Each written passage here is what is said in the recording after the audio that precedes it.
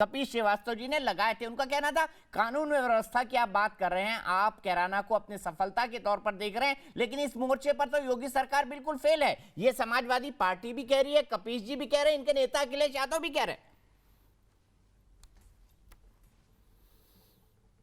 देखिए, कपिल जी ने 2-3 सवाल उठाए थे, मैं बारी बारी से चाहूंगा उसका जवाब दूं और जो बात अभी इकबाल ने कही है उसका भी जवाब दूं। कपिल ने कहा कि संगीत सोम और सुरेश राणा ही मेन कल्प्रिट है। यही तो घोषित करने का प्रयास किया था ना आपने।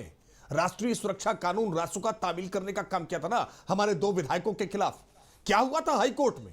हाईकोर्ट की जो एडवाइजरी बोर्ड होती है, जो रासुका की समीक्षा करती है कि ये रासुका वास्तविक में तथ्यों के आधार पर लगाए गए हैं या केवल किसी पॉलिटिकल मोटिवेशन या किसी अन्य कारणों से लगाए गए हैं, रासुका की समीक्षा करते हुए हाईकोर्ट ने इसको खारिज करने का काम किया था और यह मान लिया था कि ये पॉलिटिकल मोटिवेशन के आधार पर लगाए गए। वास्तविकता में जो मुख्य षड्यंत्रकारी थे सचिन और गौरव की शहादत किस कारण से हुई थी? मुजफ्फरनगर दंगा शुरू ही क्यों हुआ था? कवाल गांव में सामान्य छेड़खानी का एक मसला कैसे मुजफ्फरनगर दंगे में तब्दील हो गया? क्या इस सरकार की असफलता नहीं थी क्या? क्या सुप्रीम कोर्ट ने टिप्पणी करके कहा नहीं था कि मुजफ्फरनगर का दंगा अखिलेश यादव की सरकार की ही देन है? सरकार स्वयं दंगा करा रही थी और उसका साफ कारण था कि जो दोषी थे उनको आप राजकीय वायुयान में बैठाल करके उनको नाश्ता करा रहे थे, क्योंकि उससे तुष्टिकरण सबता था। और जो पीड़ितों की आवाज उठाने का काम कर रहे थे उन पर आप मुकदमे लगा करके उनको जेल में निरुद्ध करने का काम कर रहे थे। आज कपिल जी कह रहे हैं कि भारतीय जनता पार्टी के नेताओं के ऊपर मुकदमे हैं। हां, हम जब जनता की बात उठाएंगे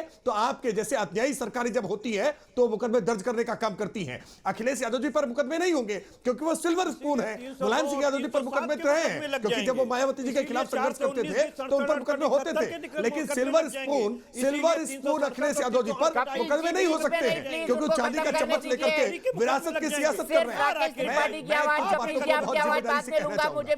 कपिल जी, मैंने आपको चुपचाप सुना था। कपिल जी नहीं, मैं कपिल जी को बहुत ध्यानपूर्वक सुन रहा था। क्या यह सच नहीं है? क्या कपिल श्रीवास्तव जी इस बात का जवाब नहीं देंगे कि उत्तर प्रदेश में अखिलेश यादव जी की सरकार आने के बाद आतंकवादियों से मुकदमा वापस लेने की सिफारिश की थी और हाईकोर्ट ने उस समय टिप्पणी की थी कि क्या आप आतंकवादियों को पद्मश्री पुरस्कार देना चाहते हैं? वो आतंकवादी जिन्होंने अयोध्या में, वाराणसी में और लखनऊ में सीरियल ब्लास्ट करने का काम किया था और उन्हीं आतंकवादियों को बाद में सजा हुई। उन आतंकवादियों को बचाने वाले, उनके पैरोकारी करने वाले लोग, उन जिनकी सरकारों में लोग पलायन करने को मजबूर थे, अगर आज उत्तर प्रदेश में योगी आदित्यनाथ जी की सरकार ने लोगों को भरोसा देने का काम किया है तो निश्चित तौर पर हम इस बात को उपलब्धि के तौर पर बताएंगे। सरकार का काम यही होता है कि वो जनता को भरोसा दिला पाए कि सरकार में किसी भी प्रकार की उसको दिक्कत नहीं होगी।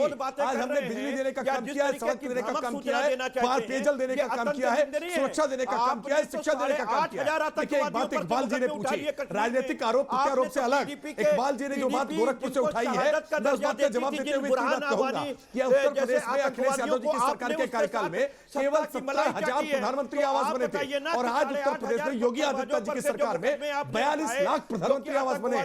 हम लोगों को आज घर दे रहे हैं। ये पिछली सरकार में पलायन करने पर मजबूर करते थे, आज हम लोगों को, गरीबों को घर देने का काम कर रहे हैं और केवल घर नहीं दे रहे हैं, घर देने के साथ साथ उनका रोजगार कैसे उनको मिले, उनके लिए निवेश की संभावना कैसे बने, उनके लिए स्वास्थ्य की व्यवस्था कैसे हो। उत्तर प्रदेश के 75 जिलों में आज हमने 75 मेडिकल कॉलेज खोलने के लिए संकल्प लेकर के आगे बढ़ रहे हैं। 59 जिलों में मेडिकल कॉलेज आज क्रियाशील हो गए। क्या ये उत्तर प्रदेश सरकार की उपलब्धि नहीं है?